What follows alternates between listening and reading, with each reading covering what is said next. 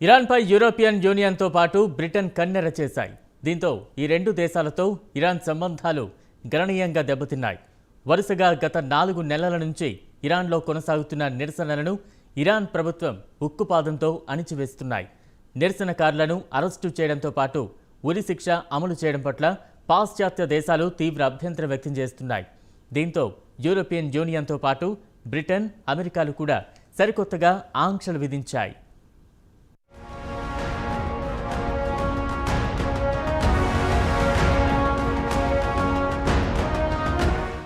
వరుసగా గత 4 నెలల నుంచి ఇరాన్ అట్టూడికి పోతోంది.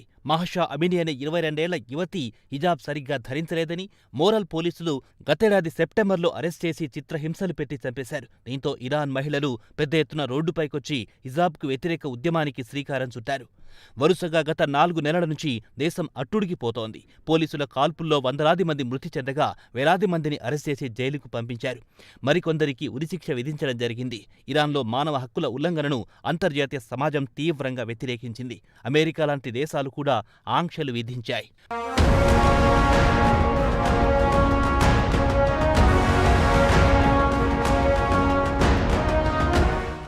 అయితే పాశ్చాత్య దేశాలతో ఇరాన్కు గత కొన్ని సంవత్సరాల నుంచి సంబంధాలు అంతంత మాత్రంగా ఉన్నాయి.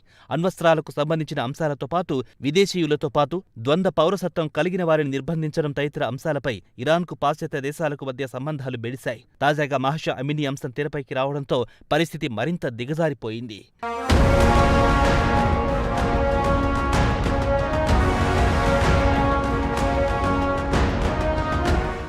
ఇదిలా ఉండగా బ్రిటన్, ఫ్రాన్స్, జర్మనీపై ఇరాన్ తీవ్ర ఆగ్రహంగా ఉంది.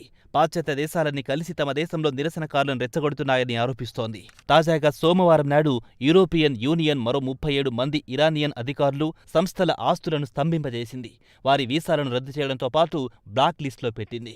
బ్రిటన్ కూడా సోమవారం నాడు 5 ఇరానియన్ అధికారులపై ఆంక్షలు విధించింది. దీంతో ఇప్పటి వరకు ఇరాన్కు చెందిన 50 మంది వ్యక్తులతో పాటు సంస్థలపై ఆంక్షలు విధించినట్లయింది.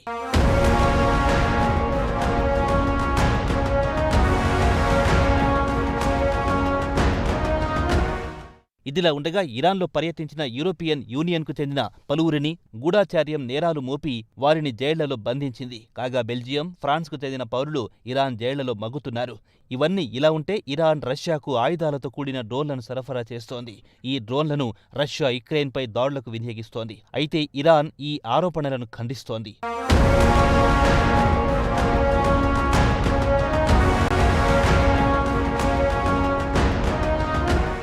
ఇస్లామిక్ రిపబ్లిక్ సీనియర్ అధికారుల వాదన ఏంటంటే యూరోపియన్ యూనియన్ ఇరాన్తో హైబ్రిడ్ యుద్ధానికి తెరతీశాయని, మానసికంగా, మీడియా పరంగా, ఆర్థిక పరంగా తమపై యుద్ధం ప్రకటించాయని మండిపడుతోంది. ఇరాన్ నిరసనకారులను అనవసరంగా రెచ్చగొడుతోందని జర్మనీ ఆరోపిస్తోంది. అయితే ఇరానియన్ రాజకీయ పరిశీలకుల అంచనా ప్రకారం యూరోపియన్ యూనియన్ మరో సంక్షోభానికి తెరతీస్తున్నాయని అంచనా వేస్తున్నారు. ఎందుకంటే యుక్రెయిన్ రష్యా యుద్ధంతో మొదలైన ఇంధన సంక్షోభం ప్రస్తుతం యూరోపియన్ యూనియన్ ఇరాన్తో కయ్యానికి కాలు దూవుతోందని, ఇరాన్ నుంచి పాశ్చాత్య దేశాలకు ఇంధన సరఫరా నిలిపివేసే అంశాన్ని కొట్టి పారేయమని చెబుతున్నారు ఇరాన్ రాజకీయ పరిశీలకులు.